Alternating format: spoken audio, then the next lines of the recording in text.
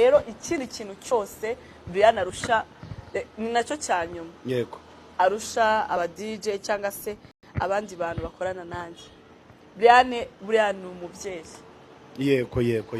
wabyanga wabyemera Brian ni umubyeyi ya tujye twemera iyo ni fact rero nta kintu kizabikuraho nta cyabikuraho. Brian afite umwana urenze umwe barenze babiri barenze batatu kandi iyo uhaye akazi umuntu nka Brian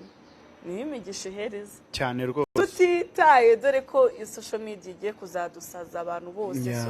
social media ngewe ibintu byose ndavuga ntitaye kuri ibi nibi cyangwa iki n'iki uyu muntu so Brian ni umubyeyi aho uzajya unamubona shaka cyumuha respect nkuko ba mama bakubyaye rwose kuko abo twese twaravutse dufite aba mama nkuko uzi ubaha umubyeyi Brian bari kuzajya umwubaha ntuzamwubahe nk'umu DJ ntuzamwubahe n'ibiki bindi byose akora ntuzamwubahe nk'umu host ntuzamwubahe nk'umu promoter ntuzamwubahira ikindi kintu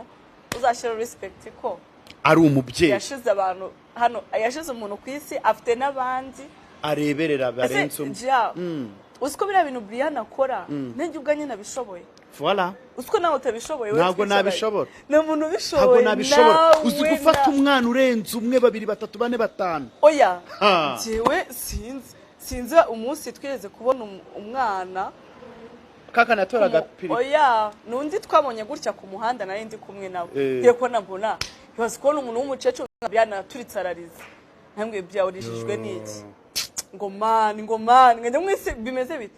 nibwo yansobanuye tubona kana namwe nyine wirira reka tugire ikintu tumufashe ko reka kurira ngo man ngo bino bintu ararira ndamubwasha uri